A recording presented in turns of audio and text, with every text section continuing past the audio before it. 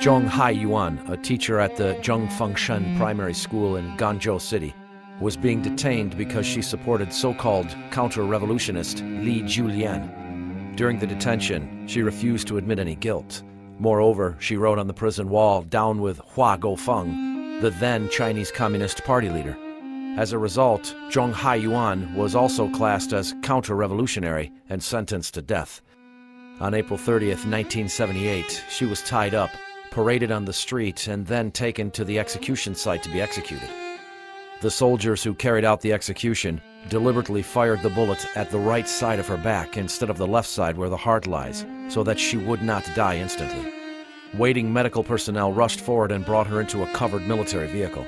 On the surgery table temporarily set up for the purpose, they quickly took her kidneys while she was still alive. One of the kidneys was soon transplanted into the body of a senior official's son in Nanchang No. 92 Field Hospital.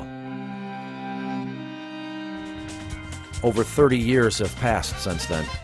With the reform and open-door policy, China's economy has grown rapidly. At the same time, induced by huge profits, the number of organ transplants has also increased astonishingly. Especially since 1999, there has been an explosive increase in the number of organ transplants in China. According to official figures, the annual number of organ transplants reached nearly 20,000 in 2006, ranking it number 2 in the world. Moreover, people who could receive organ transplants have expanded from the privileged senior officials of the Chinese Communist regime to rich people who could afford the high price. Before 2007, as long as one could afford a few $100,000 Chinese yuan, many large hospitals in China could offer the shortest waiting time for organs. In the 6 or 7 years since year 2000, the waiting time publicly declared by some hospitals was 1 to 4 weeks, or even several days. Many large hospitals carried out multiple transplant surgery at the same time, day and night without stop. Behind these astonishing figures hides a serious question. In China, where are these massive number of human organs coming from? In the 21st century today, does the tragedy suffered by Zhong Haiyuan, whose organs were harvested while alive, still go on?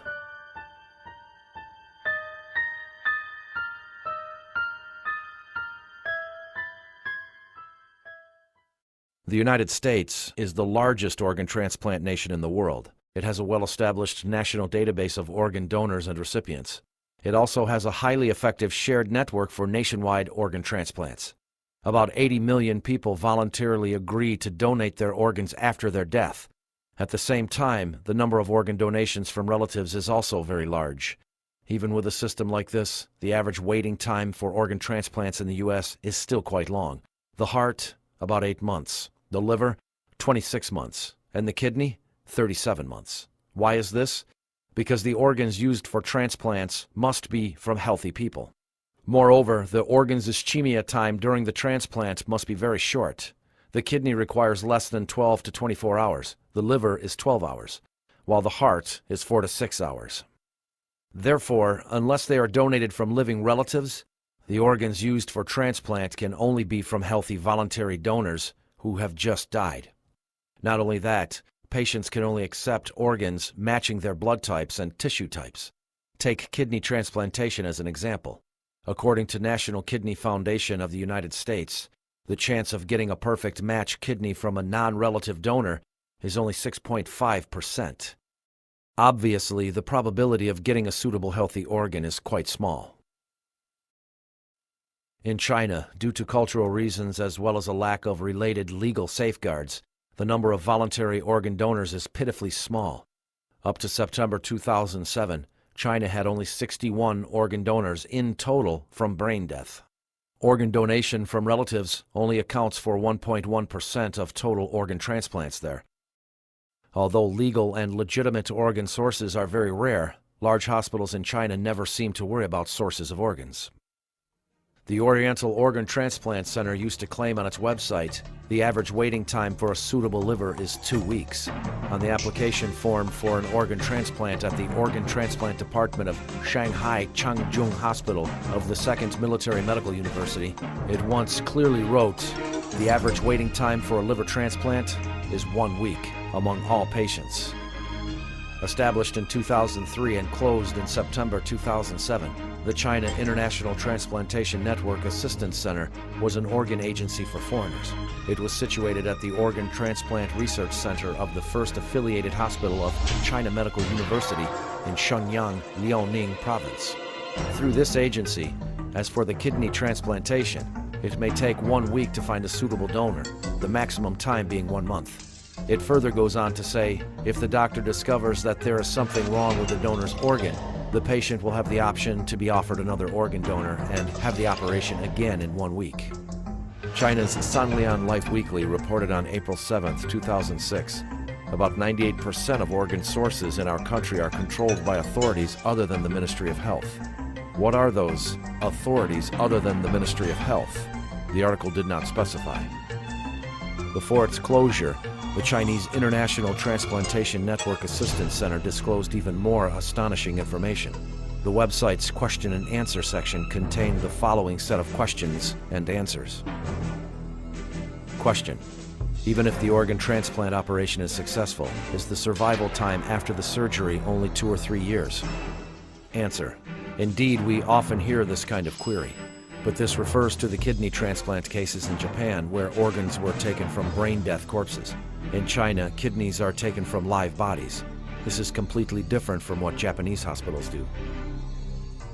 Question: is it possible to be infected with other diseases such as HIV or hepatitis after the kidney transplantation? Answer: it is not necessary to worry about that. The biggest problem with a kidney transplantation is the tissue match. Before the living kidney transplantation, we will examine the donor's renal function and leukocyte in order to assure the safety of the kidney. So it is more safe and reliable here than in other countries, where the organ is not from a living donor. The question-answer section disclosed a clear and explicit message. The organs are not from corpses or brain death victims. Instead, they are from living people.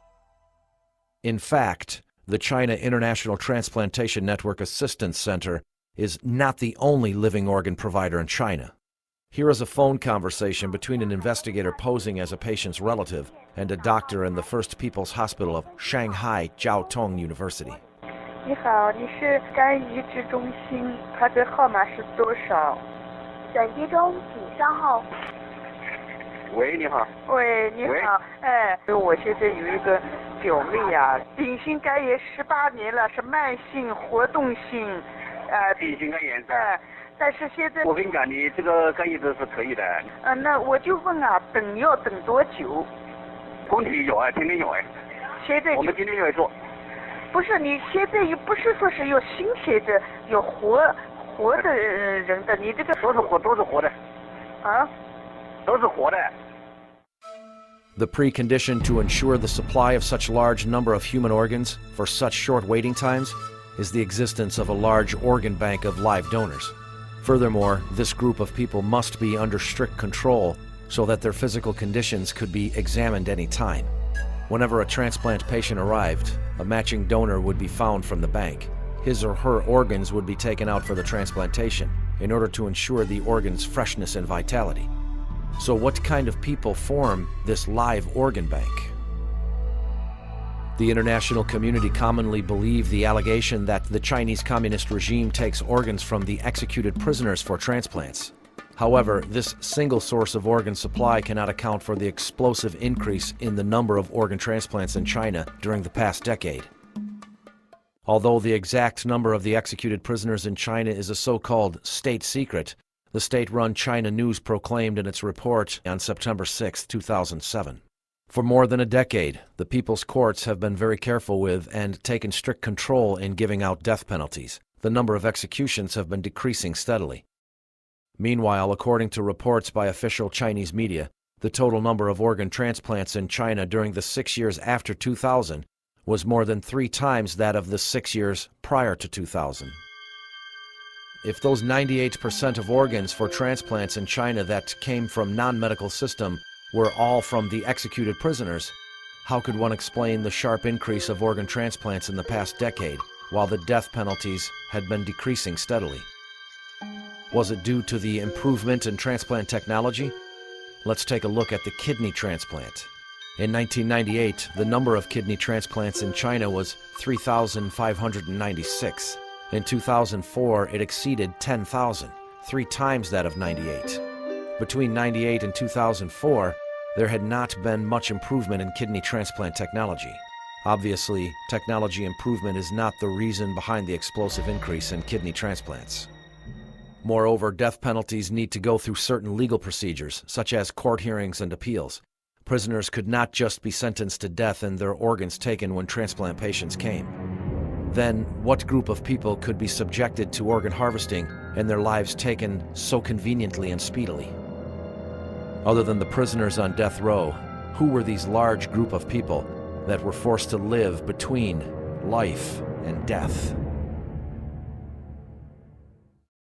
For decades, the Chinese Communist regime have consistently denied allegations from the international community that it harvests organs from the executed prisoners. However, in 2005, at a World Health Organization conference in Manila, China's Deputy Health Minister Huang Jiafu publicly admitted for the first time that the majority of China's transplant organs were from the executed prisoners. But on April 10, 2004, Mao Chuinan, the spokesperson for the Ministry of Health, again denied harvesting organs from the executed prisoners when answering questions from reporters. In November 2006, at a meeting in Guangzhou, Huang Jiafu acknowledged again that over 90% of transplant organs in China came from the executed prisoners. Subsequently, on January 11, 2007, Mao Chuinan changed his tune in his interview with the BBC and also claimed that most of China's transplant organs were from executed prisoners. Apparently, on the issue of whether to publicly admit the organ source being from the executed prisoners, there were initially different views inside the Chinese Communist regime. Then what had forced the regime to conform to a single view and publicly admit a scandal it had been denying for decades? Was it because of the awakening of their conscience, or was it being used to cover an even larger crime? On December 22, 2000, the overseas Falun Gong Minghui website suddenly published a piece of news from China, alleging some evil police are plotting with greedy doctors to sell organs of Falun Gong practitioners. It is learned that just one clinic in the city of Shijiazhuang alone has been given 6 organs. Without disclosing further details and because the brutality in the information was beyond belief, this news didn't get much attention at the time. 5 years later, on March 8, 2006, an anonymous former Chinese media reporter in Japan told the U.S. Epoch Times that there existed a special place in Sujiatun district in Shenyang, Liaoning province, where large numbers of Falun Gong practitioners was secretly detained. These practitioners would eventually be killed and their organs taken for transplants. 您估计大概有多少法轮功学员被关押在里面？我不能很确切的说这么一个数字，因为经常性有变动，但是在当时吧，所得到的数据呢，应该是有6000人。 但是什么时候？当时是在2年前左右吧，也就是2004年。左右的那个时间里面。他们是在里面，可能是在被强迫转化、被打、被关押，在生命垂危的时候，然后器官被取出来、被移植、被卖，是可以这么理解吗？对，我认为是这个情况，但是，他们一定是在一种什么样的一种情况下，是被迫的。 就是说，或者说是在毫无知觉的情况下，上了手术台，取出了他们的脏器。我认为是这种情况。这些人还有出来的可能性吗？我只能在心里祈祷着他们能够出来，他们能平安地回到他们家人的身边。 9 days later, a former employee of Liaoning Provincial Thrombosis Treatment Medical Center at Sujiatun disclosed more details about this secret detention center to the Epoch Times. She said that this secret detention center was actually situated inside the hospital where she worked. The exact address is 49 Shusong Road, Sujiatun District, Shenyang. In this hospital, shocking atrocities of large-scale organ harvesting from living Falun Gong practitioners, such as kidney, liver, and cornea took place. Her ex-husband took part in cornea removals from live Falun Gong practitioners. 我的前夫曾经参与过摘除法轮功学员器官的手术，他是一名脑外科医生。参与摘除法轮功学员眼角膜手术，包括部分在法轮功学员活体上摘除眼角膜。我的家人告诉我说，他说你不知道我有多么痛苦，因为这些法轮功学员是活的。若从死人身体上摘除器官，这还好说，可这些人都真的还是活的。这些事情都是秘密进行的。我们医院参与的医生很多是从其他医院调过来的实习医生。这些人的器官被摘除以后，有的人就直接被丢进焚尸炉中火化，没有留下任何痕迹。 After the second Sujatun witness came forward, another 10 days passed amid shock, anxiety, and speculations. Surprisingly, the Chinese Communist regime, that is usually very sensitive to the international media, kept quiet for 3 weeks on such sensational accusations. On March 28th, the Chinese Foreign Ministry spokesman Qiqong denied the Sujatun incident at a regular press conference, calling the accusation deliberate fabrication and wicked slander. Qin also invited foreign media to visit Sujatun and conduct their own investigations. Perhaps as a response to the Foreign Ministry statement, 2 days later, a man who identified himself as a veteran military doctor in the Shenyang military region wrote to the Epoch Times to confirm the existence of the Sujatun concentration camp. He further alleged that Sujatun was just one of several dozen such concentration camps across China. A month later, this veteran military doctor wrote to the Epoch Times again, disclosing more detailed information on organ harvesting of living Falun Gong practitioners. He said during the detention, real names were used for Falun Gong practitioners and other detainees, but when it came to organ transplant, fake names were used. In other words, false identities were created, and the information about these fake people was quite complete. Moreover, these people would have signed voluntary organ donation forms. Of course, the signature was faked as well. I had encountered over 60,000 of these documents with falsified signatures. All of them said that the individual voluntarily agreed to donate some kind of organs for transplant and was willing to undertake all the consequences. There were even signed forms expressing their willingness to donate their hearts for transplants. Many signatures were the handwriting from the same person. The time limit for keeping these documents was 18 months. Then they must be destroyed. This veteran military doctor continued. Many people concentrated their attention on the official organ transplant figures. In reality, the number of organ transplants carried out underground was many times more than the official figures. The organ transplants are managed by the military, so attentions must be concentrated on many military facilities. Those are the true concentration camps. This explosive news exposed such brutality that many people may find it difficult to believe. However, looking at atrocities committed by the Chinese Communist regime in history, this is not impossible. The first kidney transplant surgery in Communist China was done in 1960. Since then, it has become a routine practice to take organs from living prisoners to meet the needs of senior officials from the party, the government, and the military. 你像这个江西的钟海源。 Like Zhong Haiyuan in Jiangxi province, her kidney was taken while still alive in order to carry out the kidney transplant for a military pilot. Zhong Haiyuan had her kidney taken as a political prisoner. In other words, in the system of the Chinese Communist regime, once someone is labeled as a political prisoner, an enemy of the party or the state, no method used against them is considered excessive. Then, when Falun Gong practitioners are being persecuted, they fall into the same scenario. The regime has used every means in its disposal to demonize Falun Gong and sees it as its biggest enemy. Therefore, in the society, everyone knows that the Chinese Communist regime has regarded Falun Gong as the enemy. On October 9th, 1984, the Supreme Court, the Supreme Procuratorate, Ministry of Public Security, Ministry of Justice, Ministry of Health, and Ministry of Civil Affairs jointly issued a document titled Temporary Provisions on Using Bodies and Organs of the Executed Prisoners. The document clearly stipulated that organs from 3 types of the executed prisoners could be used for transplants. The regulation provided legal backing for harvesting organs from the executed prisoners. More frightfully, it broke the moral bottom line of people involved, such as police and doctors. When body parts of certain people are legally defined as industrial raw material, the defense and respect for the human body becomes non-existent.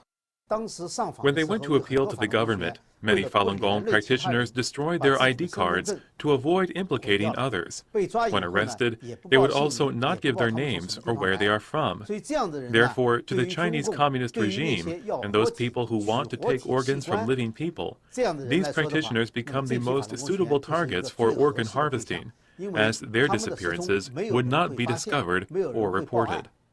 Without a doubt, organ transplantation is a highly lucrative business. The Organ Transplant Center of the People's Liberation Army No. 309 Hospital claimed on its website, "Our transplant center makes most money for clinic department. From January to June of 2004, income was 13.57 million yuan. This year, 2004, it is likely to exceed 30 million yuan." According to an article in the Southern Weekend, on July 18, 2007, the Oriental Organ Transplant Center in Tianjin made huge profits.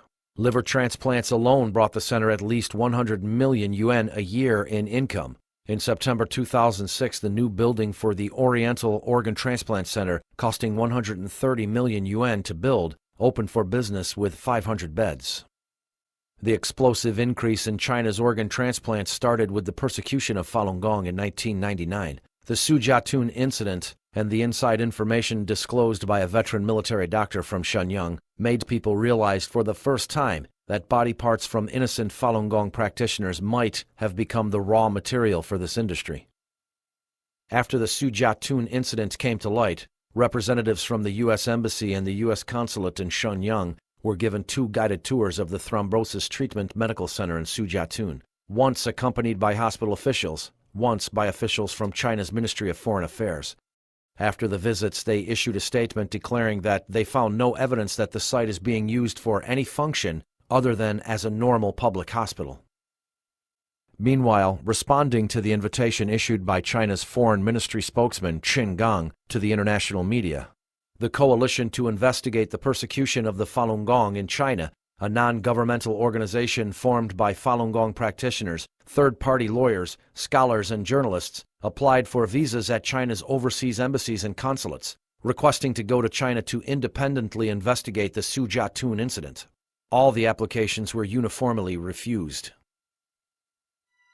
On the one hand were detailed inside stories. On the other hand were the denial by the Chinese Communist regime after a long silence and its refusal to the third-party independent investigation. The whole thing seemed to have reached an impasse.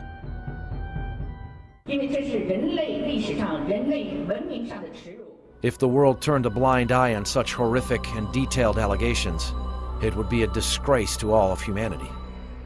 Even though the Chinese Communist regime set up many barriers to the independent investigation, people with a sense of justice did not give up. They expanded their focus from Sujiatun to the whole of China and were determined to find out whether the regime really harvested organs from living Falun Gong practitioners. On May 8, 2006, at the request of the Coalition to Investigate the Persecution of the Falun Gong in China, former Canadian Secretary of State for the Asia-Pacific region David Kilgour and renowned international human rights lawyer David Matas formed an independent fact-finding team to investigate the allegations that the Chinese Communist regime had been harvesting organs from living Falun Gong practitioners. On June 2nd, the 2 investigators sent a letter to the Chinese embassy, inquiring about the terms of their entry into China to carry out a truly meaningful independent investigation, free from the Chinese government surveillance. On June 23rd, the Chinese embassy in Canada rejected Kilgour and Matas's visa applications. However, one person did succeed in entering China. He was Mr. Edward McMillan Scott, Vice President of the European Parliament. From the May 20th to the 24th, 2006, during his preparation for a Human Rights and Democracy report for the Foreign Affairs Committee of the European Parliament, Mr. McMillan Scott went to Beijing and met various officials, including European Union delegates, public figures, as well as 2 Falun Gong practitioners from Beijing, Niu Jinping and Cao Dong. Cao recounted to him what he witnessed in the jail. Cao Dong is in his 30s. He'd been a prisoner in northern China, and he gave a very nervous, understandably, very nervous report of what he had seen in that prison, I asked him whether he was aware of the practice of what is known as organ harvesting, which is taking body parts from prisoners to order, in effect. This is a trade which is run by the People's Liberation Army for profit. And he said he could only tell me that he had a friend, another Falun Gong practitioner, in the prison in northwest China. And the friend disappeared one day. And the next time he saw him was his body, the friend's body, in the prison hospital with holes where body parts had apparently been removed. And so after the meeting I had with these former prisoners, they were all arrested. Cao Dong was later convicted of meeting me, a vice president of the European Parliament. Just because of meeting Just you? because he met me. And he was sentenced to 5 years in prison, and he remains in prison now. The investigation continued with more people joining in. Among them were Dr. Kirk Allison, Associate Director of the Program in Human Rights and Medicine at the University of Minnesota; Ethan Gutman, Adjunct Fellow at the Foundation for the Defense of Democracies; and his assistant, Li Shai Lamish. They both formed independent investigation teams looking for witnesses around the world. They interviewed Falun Gong practitioners who had been imprisoned by the Chinese Communist regime and searched for recipients of organ transplants in China, the organ intermediary agents, and also doctors involved in the transplant surgeries. The first thing people wanted to know was the experience of Falun Gong practitioners who had been imprisoned by the Chinese Communist regime. What did they see? What did they hear? And what did they experience personally? Without exception, the practitioners they interviewed all talked about torture, brainwashing, the threats, and also the repeated and especially careful health checks and blood tests. Falun Gong practitioner Gan Na, who now lives in Toronto, Canada, was one of the 34 Falun Gong witnesses in the investigative report by David Matus and David Kilgore. Gan Na was from Beijing and used to be a customs official at the Beijing airport. When she was detained for the third time in the Beijing Xinan female labor camp, she was subjected to blood testing, X-ray, ECG, and cornea examination, etc. 那当时我就感觉很奇怪啊，劳教所的那些警察根本就不把我们当人看，那么给我们去做这种全面的体检，我就感觉很奇怪。 Falun Gong practitioner Zhang Yijie, who used to work at the Ministry of Foreign Trade and Commerce, had been detained 7 times. The last time was in June 2001. She was detained in the Beijing female labor camp.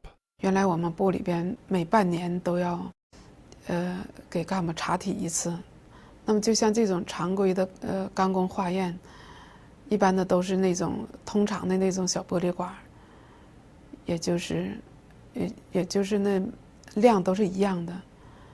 那么我觉得就是在劳教所时候抽血的时候，我觉得量比平时要多，要大得多，而且我们都说怎么抽这么多。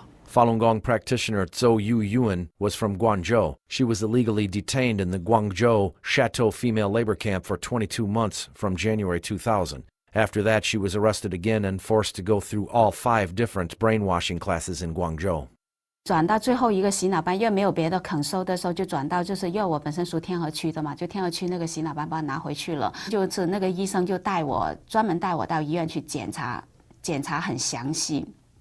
检查得很详细，还有那个脑电图什么，当然抽血那是必然的啦。当时令我觉得很奇怪的就是做那个心脏那心脏的检查，他们做得非常非常的仔细。结果后来又带我去检查，然后检查完了以后，他觉得又要带我再去做那个心脏彩超，所以那时候我就说我心脏也没问题，他们为什么老是在我这心脏上面做文章 ？They would do an X-ray of the chest and the abdomen. They would do a sonogram of the liver and the kidney area. They would do a very large blood sample, and sometimes they would take the blood out and put them in 8 different tubes, which suggests that they're doing tissue typing, that is, testing for diseases, any diseases that would make their organs unusable, also trying to see whether there is a proper blood type and tissue type match for a potential recipient of the organ. Then they were also doing a lot of urine samples to see the health of the kidney function. On the one hand, Falun Gong practitioners were tortured inhumanly, On the other hand, there were these strange health checks and blood tests. Many Falun Gong practitioners were puzzled with these self-contradictory behaviors. More strangely, the doctors who carried out these health checks were not interested in treating injuries. They were only interested in healthy people. 我在劳教所的时候就生生的被他们毒打迫害，就是致使2个膝盖和腰就是受了重伤。那么在劳教所的时候，我的膝盖有几次就是那个伤痛复发，肿的就像小孩头一样。那么那个就是在班长啊和那个包夹几次的跟那个干警要求下，他们都不带我上医院的。Here, what we're told, for example, in Masanjia, when the women were taken into Masanjia labor camp, and they went into the hospital clinic to check their health, if somebody came in on a stretcher, that is, they were lying down from torture, they'd already been beaten in the detention center or in Masanjia, then the doctors would look at them and just wave them away. So if they were visibly injured or sick from torture, they would not be interested at all. They wanted young people, healthy people, and the more healthy they were, the more comprehensively they checked them. They did repeated blood tests and urine samples to see how they could use their organs. In June 2008, David Matus found a person in the U.S. who was once imprisoned in Jiangsu province. He was not a Falun Gong practitioner. To avoid persecution from the Chinese Communist regime, he was given an alias, Lanny. During a 2-year imprisonment between March 2005 and the beginning of 2007, Lanny was transferred between 17 different cells. The prisoners who had been there for a long time told him that during 2002 to 2003, at least 2 to 3 Falun Gong practitioners in every cell had their organs removed while still alive. 因为在看守所里面，每年都要进行至少2次的体检嘛。关了很多年的老犯人呢，就偷偷的告诉我呢，这就是要摘这些人的器官。你看这些身强力壮的小伙子呢，都是要摘他们的器官的。就是那些死刑犯呐，还有法轮功的学员呐，因为检查这些人的身体的时候呢，特别的仔细，而检查别人的身体就是一概而过了。主要是要对这些死刑犯和法轮功这些人员的身体检查是主要的。Lanny had personally witnessed the scene of a person being injected with drugs before being taken away for organ harvest. In one case, he saw this person being inoculated or being fed intravenously a syringe, which had a numbing effect on him. On the neck? On the neck, yeah. 看见亲眼看见的，他人被那个绑起来嘛，5号大把绑起来，躺在墙上嘛，2根锯子，用他打的麻醉剂打这么一个大针筒，很大的针筒来。有一个我们那个手，我感觉估计有一个我们3个手指头顶在一起，大针管的，你像里面有半管水，针管的水。然后我们去的时候看到他是有半管针管，等到我们急诊回来，这个针管水没了嘛，他这个人就倒在倚在那个墙上嘛，闭着眼睛嘛。There was this white hospital van that was sitting outside all the time. 因为这个车子他开进来嘛，车子开进大院子里面了。你的骑手那个看得到，是白的车子嘛，很大了，比那个他这个车子白车子比救护车大。And the cell leader would tell this fellow Lanny that these prisoners were actually being organ harvested, and that van outside was for that purpose, and the injection was for that purpose as well. In November 2006, Lanny was transferred to another cell in the same prison. The cell also imprisoned a Falun Gong practitioner called Chen. 我进去他已经快要走了呀，跟我待没多久了，跟别人待的时间长。他不是规矩打了打得很重了，打腿也打断了，才坐不起来，腰也打坏了，然后看得很那个呼吸很困难的，打到最后就把他拖出去了，就没有了。好了，这个人。The cell leader was basically the same routine he'd seen for the prisoner sentenced to death. That somebody had come and blood tested him. There was a syringe put in his neck. That the people in white clothes had come to fetch him. That there was a hospital van outside. 后来他们说这种人肯定就是被这个活摘器官的。华山法轮功其实在那个监狱里讲的人很多的呀，就是和法轮功打的，就是活摘了，就是很多的人都是。因为活摘器官跟那个枪毙人，在监狱里都知道是清清楚楚的，没什么这个隐瞒的事情。好像在外面你们都不知道就是。Witness Lani indicated that the purpose of police beating Falun Gong practitioners severely was sometimes for their organs. If a practitioner's blood and tissue type matched that of a patient who needed an organ transplant, then this practitioner became a target of severe beating. 他是看，就是说他看准了是这个人是那个病人所需要的人，他就打这个人。对他严格，他就对他特别严格，动手打啊，同时那个迫使你那跟警察把闹翻了，先从小闹翻，开始就打你，打你然后你打了你不服气，你再闹再打了，打了几次的话你打伤。The statement by witness Yu Xinhui in his interview with Ethan Gutman and his assistant Li Shai Lamish also confirmed what Lani described. For example, a man we interviewed in Bangkok, he escaped to Bangkok. His name is Yu Xinhui, and he was jailed for 6 years at Sihui prison in Guangzhou in the south. He said it was common knowledge among the prisoners that people were taken regularly whenever somebody needed an organ, when an official needed an organ, when some rich person needed an organ, that they were taken and removed from the prison. And sometimes the other inmates or the guards would threaten him and say, if you don't cooperate, we will kill you and we will sell your organs. 其实我们在监狱都知道，只要你死，或者说你还没死或者怎么样，其实你都要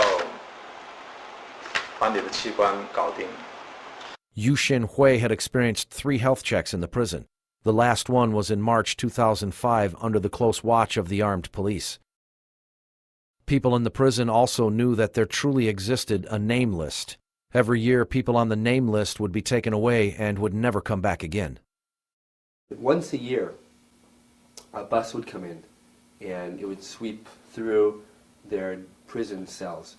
And they would park right outside their building, and the policemen would come into their hallway, and they'd have a list of people, and they'd go in and ask for the person, check, okay, you this person, okay, just take your shoes, take a jacket, let's go.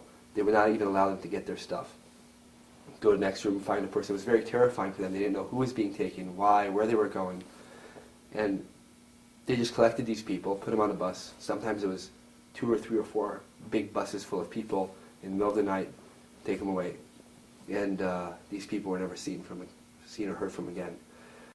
From the Google online satellite map, Yu Xinhui pointed out to the investigators the parking locations in the jail for the coaches that were used to take away Falun Gong practitioners late at night.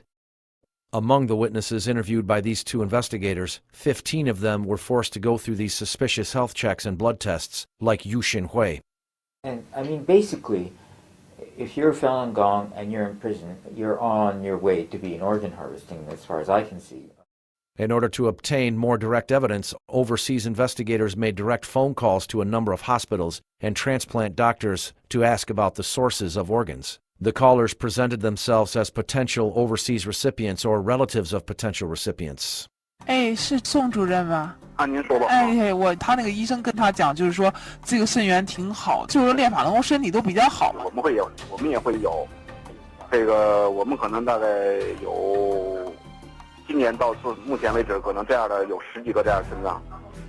啊，喂，哎，请问是广州军区武汉总医院？哎，那你们这边的话，有没有可能就是法轮功这样的肾源，有没有可能有几个？ 法轮该用就用呗，是不是？你管他法不法轮功啊，是不是？哎，你好，你是中山医院对，是的，好，家长医治中心吗？对，是的。我是要咨询一下我的。那你等会儿啊，我再一上来好吧？啊。喂。喂，你好。哎，你好，你是医生吗？你是哪里？你贵姓啊？我怎么称呼你啊？我姓沈，你姓沈啊？这个移植手术啊？可以做的。那要等多久啊？本来那个说1个礼拜左右就可以做了。那但是这个提供的这个就是有健康有心血，那当然是好的了。给你提供的都是青少年，其中的这个法轮功的这种提供的，这个我们都是这种。 In addition, the International Coalition to Investigate the Persecution of the Falun Gong in China, headquartered in the U.S., confirmed the same conclusion with a similar method. One example is between June and July 2007, an investigator from this organization established the connection through phone calls with a kidney intermediate agent at the Army's No. 307 hospital. The communication lasted for several weeks, and the accumulated conversation's time amounted to several dozen minutes. 你就给我打听一下，以前呢，我跟你说过吧，以前就说我们这边跟你说实话是做过2例，知道吗？搞过这2例。2个法轮学院的。对，搞过这2例。监狱里面呢，就说像法轮功搞过，我也跟那个什么以前那个大姐说过，是搞过。对。搞过就说现在呢，就说有点比以前来说有点难度，比较大一点。你原来搞是在哪个地方搞的吧？是在那个西城。西城。那你现在还有一个呢？你这个东西呢，你怎么确定它是法轮功学员？这一点你了解过吗？那怎么确定法轮功学员？到时候我们这边头上面有人会给你出现资料，知道吗？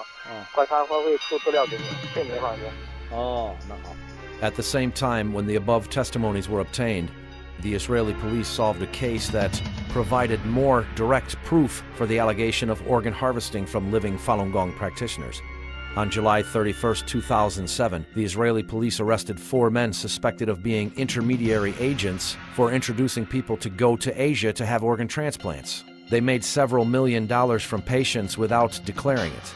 The arrested suspects were the CEO of Medict, Yaron Ishak Yodakim, and his partners.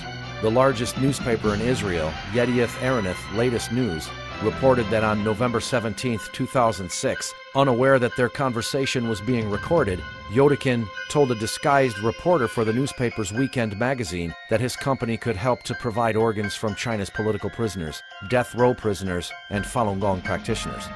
After the publication of this report, the Israeli authorities started a long investigation of him and confirmed the content of the report. Faced with the investigation by the international community, the Chinese Communist regime responded with its usual manner. The spokesman for the China's Foreign Ministry, Qiqong, stated, 我们认为呢，这样的一个报告总体上是不客观、不公正、不公平的。 On the one hand, the regime, without any proof, firmly denied the allegations. On the other hand, it quietly set up various obstacles to the independent investigations. In August 2006, in Melbourne, Australia, Parliament member Victor Purton invited David Kilgore to give a speech in a forum. As a result, the Chinese consulate sent a letter to all members of the parliament asking them not to attend this forum. In September 2006, in Helsinki, Finland, the Human Rights Committee of the Finnish Parliament received a phone call from the Chinese embassy, asking them not to meet with David Matas. In May 2007, the Belenson Hospital near Israeli capital Tel Aviv organized a seminar about organ transplants. They invited David Matas to make a speech. The Chinese embassy exerted pressure on Israeli Foreign Minister and Health Ministry, demanding them to cancel the seminar or cancel the invitation to Matas. The websites of China's organ transplant centers also changed quietly. Many figures about the number of organ transplants and the waiting times were deleted or modified. Some websites disappeared completely. However, some of these original materials could still be found at their archived locations. Refined propaganda tools were also used by the Chinese Communist regime to respond to the investigations. Since June 2006, the independent investigative reports by David Matas and David Kilgore have received extensive attention in the international community. As a response, in June 2007, the Phoenix TV in Hong Kong, which is backed by the Chinese Communist regime, produced and aired a TV documentary titled An Investigation into David's Investigative Report. In this documentary, it used interviews with some officials and doctors named in the investigative report to deny the report's conclusion. The DVDs of this documentary were distributed by the Chinese Communist regime's overseas organizations. However, this documentary was full of flaws that just prove the authenticity of the investigative reports. One of the figures quoted in the Matas-Kilgore report was the data from the article, "The Organ Transplants Need to Set a High Threshold," published in China's official health news in 2006 from its interview with Shi Bingyi, committee member of the organ transplant branch of Chinese Medical Association. Shi Bingyi stated there were over 90,000 various organ transplants in total done in China. Just last year alone, about 10,000 kidney transplants and 4,000 liver transplants were carried out. However, in the interview by the Phoenix TV, Shi Bingyi categorically denied that he had mentioned such figures. 我没有说过这样的话，为什么？因为我头脑里就没有这样的数字，我没有过非常详细的调查哪一个时间段是多少例，我们没有这样的数字，所以我也不可能说。Shi Bingyi's original statements quoted in the Davids report can still be found on the internet.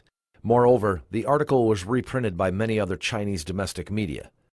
Similar organ transplant statistics given by other experts from the organ transplant branch of Chinese Medical Association are also commonly available in China's government and media websites.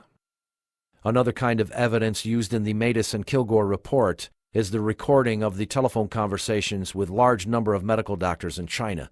Among the doctors contacted, many of them admitted to have used organs from Falun Gong practitioners. Dr. Liu Guaoping from the Guangxi Ethnicities Hospital was one of the doctors who were investigated. Phoenix TV interviewed Dr. Liu Guaoping. In the interview, Dr. Liu acknowledged that he had received phone calls from the investigators and also admitted that he was asked the question in the recording, but he denied giving such reply, although the recording of his reply to the investigator was still available. The following is a comparison of what he told the investigator and what he said on Phoenix TV. 他问我那边是不是用的是法轮功的那些器官，但是我告诉他，我说我并没有参与这方面的手术，不知道他们器官是怎么来的，这方面我没办法回答他。Here is what Dr. Liu told the investigator on the phone. 那你的这个同学有没有跟你说过，他们做的这些都是这种法轮功的，是不是啊？这有些是法轮，有些是家属捐献的。那现在就是说，我想找这种给我的孩子找这种法轮功的，你估计他能帮我找到吗？那肯定能够找到。能找到啊。Dr. Liu also said on Phoenix TV. 他在这个报告里面说，你们以前用的法轮功供体是从监狱里面还是从看守所里面拿的？他里面说我的回答是从监狱里面拿的，但是当时我的回答并不是这样，我的回答是我们医院没有这种资质，我本人也没有这种资质，所以不可能拿任何器官。Here is the recording of the phone conversation with the investigator. 就说你们以前用的就说是从哪里找？是看守所还是到这个监狱呢？监狱里面找的。监狱里啊，他那种就是都是那种健康的法轮功是吧？健康的法轮功。对，肯定是学好的才能做完，因为这种东西做了要保证质量的。On Phoenix TV, Dr. Liu also said. 还有第二个问题是，他说那你们都要到监狱里面自己去挑选吗？他当时说我的回答是对，肯定是说要去挑选的。这个问题当时根本都没问到，没有那回事。Was Dr. Liu asked that question by the investigator? Here's the recording of the phone conversation. 那是都要像你们都要到监狱去自己去挑选是吧？对，肯定挑选。那挑选如果他不让你抽血怎么办？他肯定会让。他怎么会让呢？有法典在里面的，你怕什么？这东西都用不着你们担心的问题。他会，我知道，他知道会是给他这个取器官移植吗？他会知道吗？不知道啊。他不知道啊，就是那就不让他知道是吧？知道他就不让抽了是吧？对。那你怎么说服让他说他说你抽血干什么？那你怎么讲呢？哎呀，这个他们会有办法，这个不是你担心的问题。I mean, it was actually interesting for me to see the video they put out or to see the response they put to NOAC because, I mean, this kind of silly response, in a sense, is a vindication. It's a reaffirmation. I mean, if the best that they can do is contradict what's on their, I mean, deny what they put on their website or deny what we have on tape, and obviously, I think we're onto something. With more and more evidence being reported, many governments and international organizations started to express serious concern about the organ harvesting of Falun Gong practitioners in China. In November 2008, the United Nations Committee Against Torture held its 41st session in Geneva. The summary report by the committee specifically demanded the Chinese government to explain the massive increase in China's organ transplant surgeries since the start of the persecution of Falun Gong and the unexplained source of the huge organ supplies. It also demanded the Chinese government to carry out an immediate investigation into the issue, prosecute and punish all personnel involved. In fact, the revelation of this atrocity was originally from a small incident which occurred on the operating table when removing an organ from a living Falun Gong practitioner.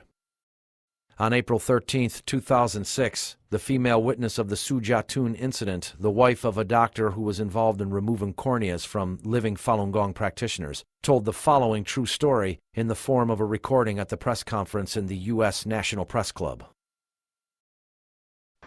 我丈夫有记日记的习惯，他的日记里有一篇日记是这样写的：当这个病人昏厥之后，他用剪刀绞开这个病人的衣服的时候，从衣服的口袋里掉出来一包东西，他打开一看是个小盒子，里面有个圆的做法轮的那个护身符，上面有个纸条，写着祝妈妈生日快乐。